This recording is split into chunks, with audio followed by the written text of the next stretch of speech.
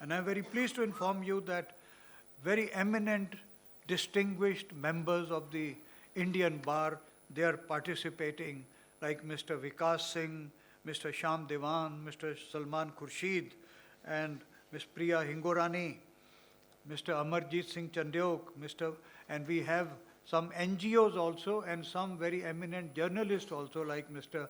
Manish Chibbar and Mr. Prasad, MS Prasad, and Mr. Upadhyay, and Mr. Ashok Desai, the former Attorney General of India, and Mr. Nadkarni, who is the Additional Solicitor General, Mr. Rupinder Singh Suri, the former President of the Supreme Court Bar Association, Ms. Meenakshi Arora, Senior Advocate, and Dr. Aman Hingorani, followed by the session on Collegium, which will be chaired by Mr. Soli Sorabji.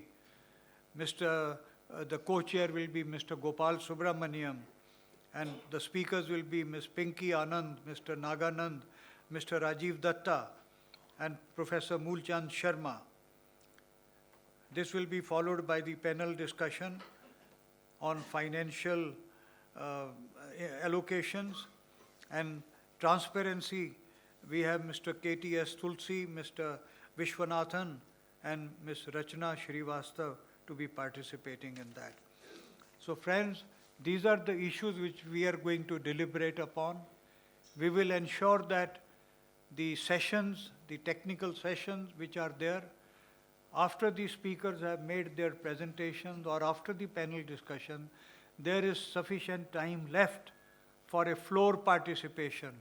Either you can ask questions or you may give your own observations, your own suggestions, because that is the main purpose of this convention, to have an all India perspective, an all India view as to how to ensure judicial reforms, which all of us recognize that this is a time to ponder over this fruitfully and very effectively. So we'll need your full support, full interaction, full cooperation, and we also propose to carry this into other parts of the country also. This will be followed by other events, and one event we are proposing to have in Hyderabad, and we have the leaders of the bar from there, Khoka Raghav Rao, Mr. Prasad, Mr. Upadhyay, and many others who have come here. And we will also have a discussion on these topics and on the recommendations which we will be setting out, as Prashant said, in the concluding session on Sunday afternoon. So thank you very much, and thanks for your participation. Thanks for being here in such large numbers on a Friday evening, leaving, you see, your families with whom you could have spent the weekend. But we are very grateful to you for your very, very gracious presence. Thank you.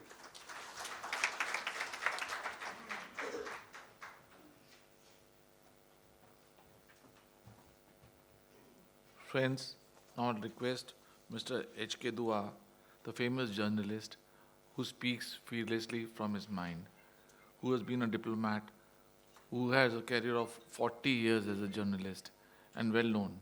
He writes, you have been watching him on TV and other media. Mr. Dua, please.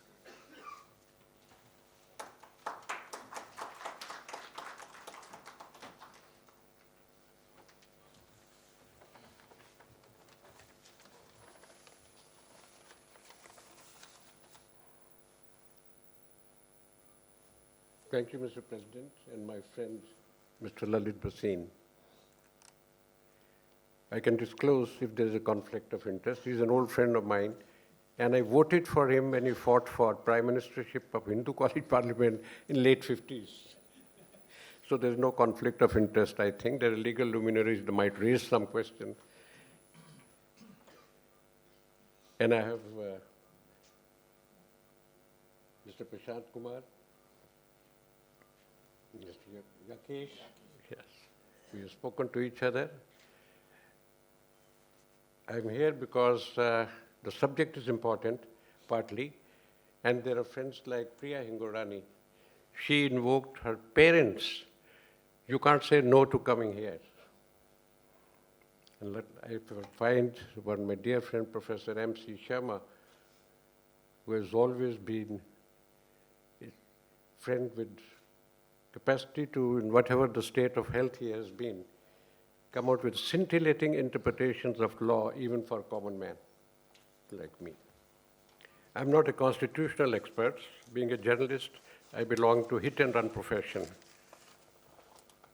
Later on, member of parliament, and one TV interviewer asked me, what is the difference between being an editor and an MP now? That was the end of the interview. Towards the end, he asked the last question, winding up the interview on many issues of concern. I said there I was writing editorials, and now I am speaking editorials with equal relevance and non-attention by the country to what we write. They forget about after 8 o'clock. And what they listen to us in Parliament, they don't bother. So much for the accountability. This is one of your subjects for discussion.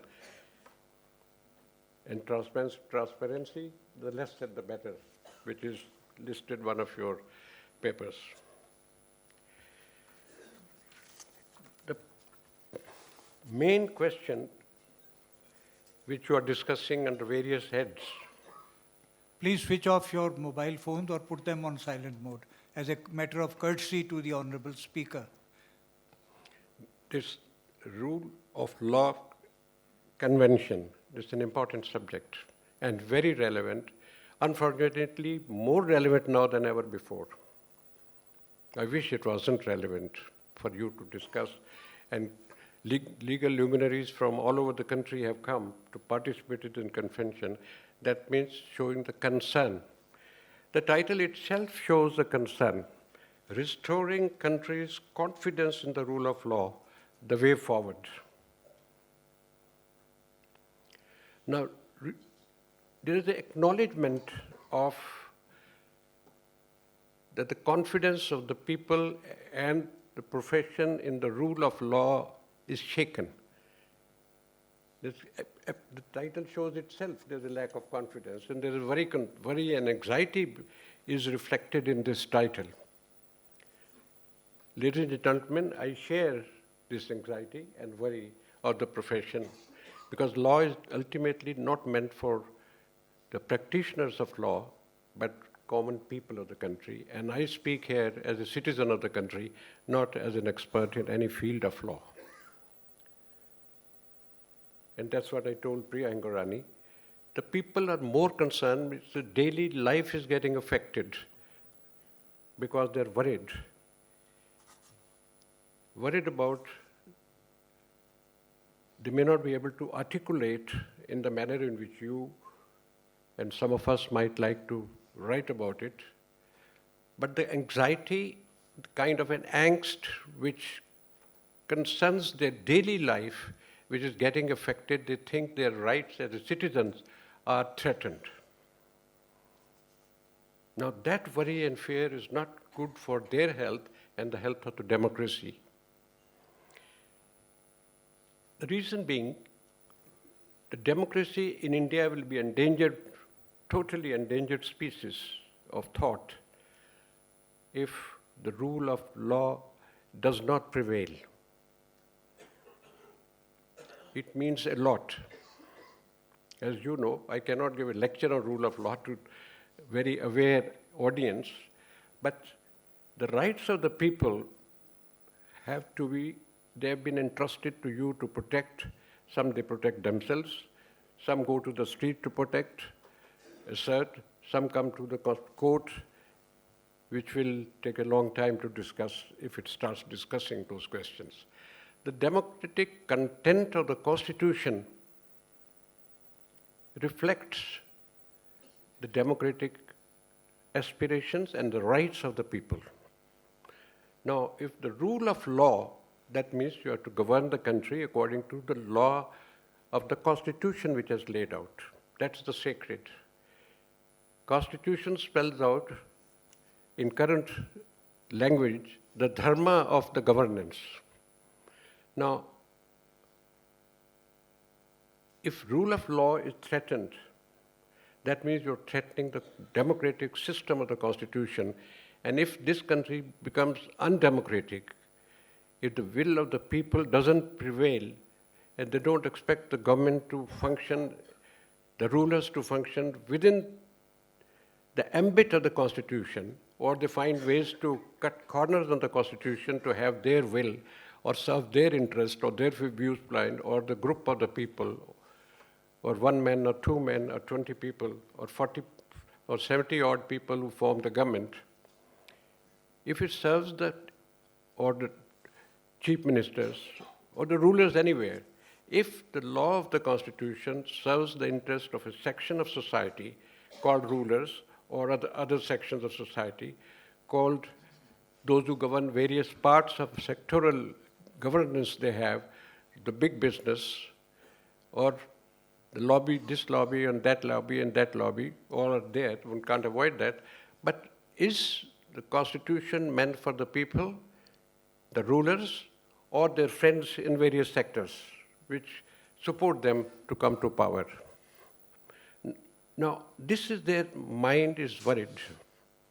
And some of the recent incidents, how the rule of law is being ignored.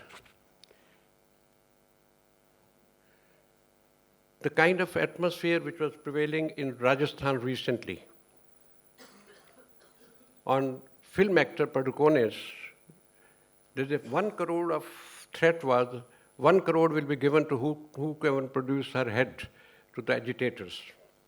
Now, is the law prevailing there, or some intimidatory threat is being given, supported by a mob in various places in Rajasthan?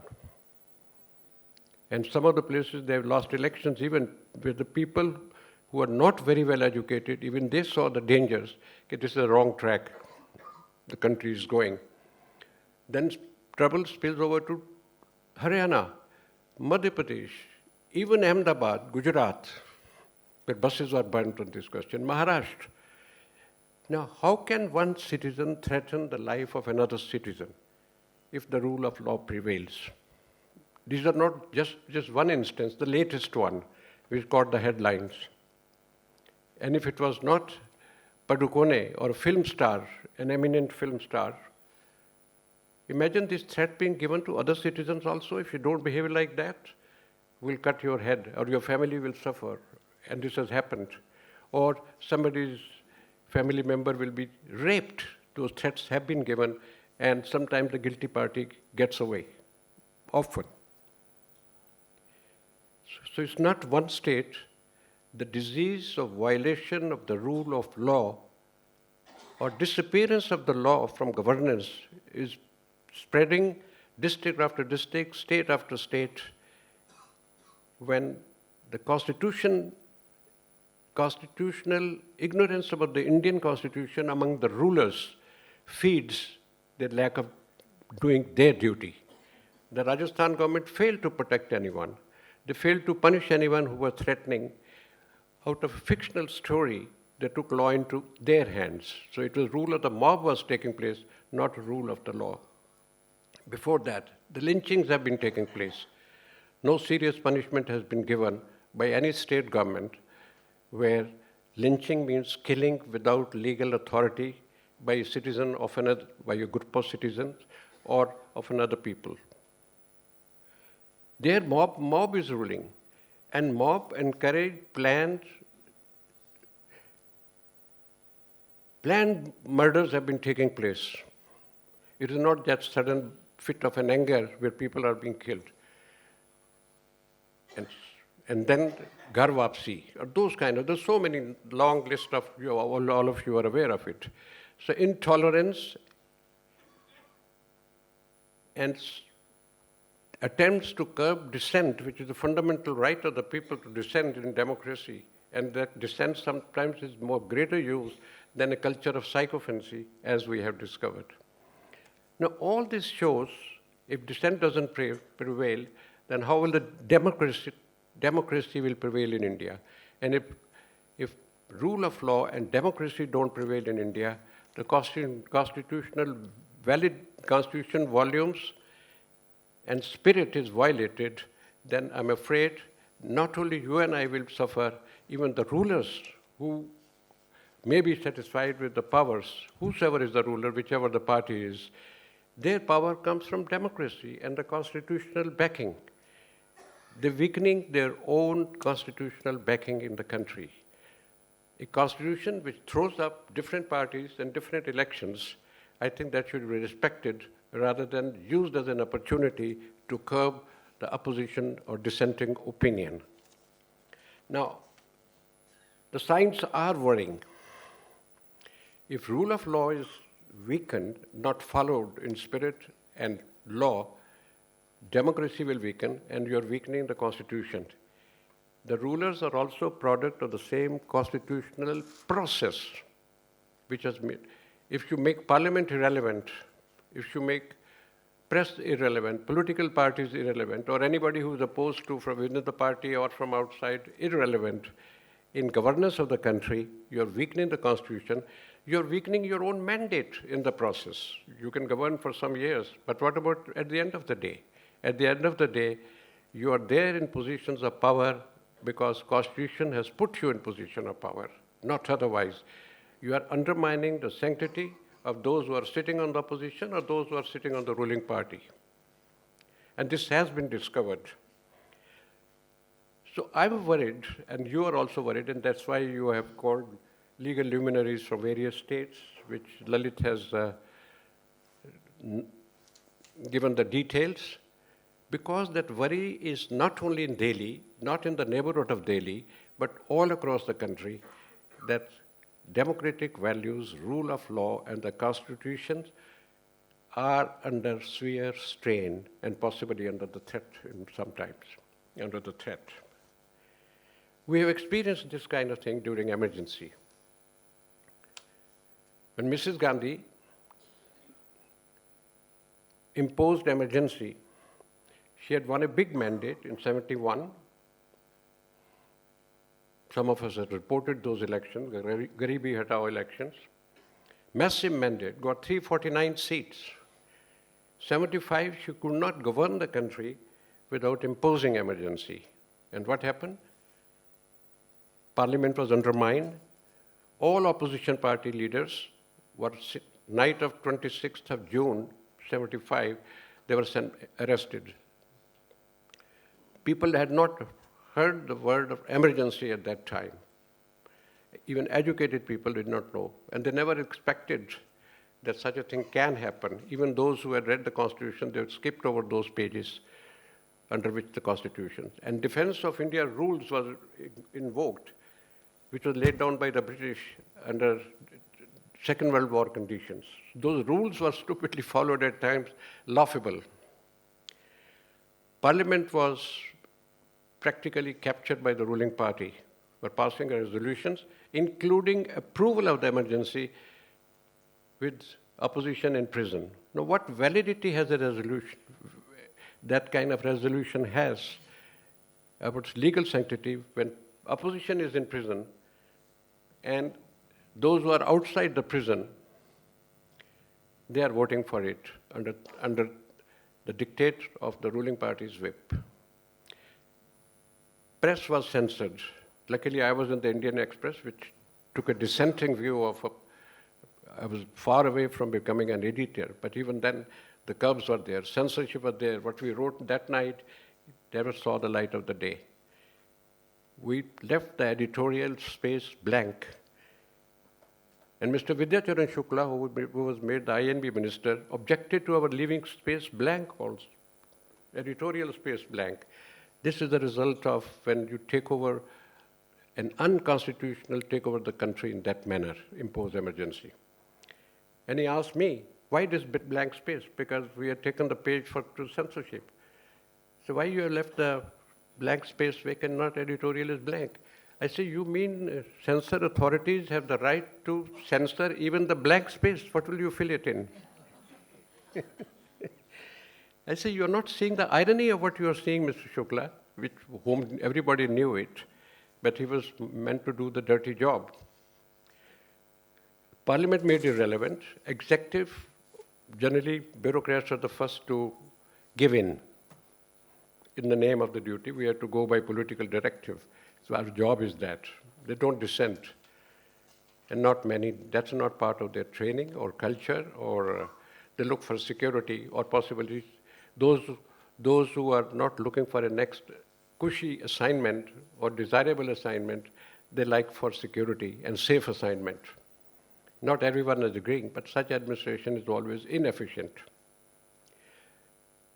Political parties made irrelevant because of imprisonment. Press, irrelevant. Most of the press at that time, unfortunately, they were not prepared for this kind of blow. The famous phrase, they were crawling, most of that. Only 4 papers stood up: Indian Express, Statesman, one magazine from Bombay, A.D. Gorewala's Opinion, and Economic and Political Weekly, which is not sold much in India. It's meant for audiences mostly in the university, academia, abroad. That was allowed to survive because they wanted to convey to the world that we were a democracy. Now, experiment collapsed within a few months. But 1 year they could go ahead and all, they do whatever they wanted to do. At the end of the day, they were looking silly in the world. That time we were not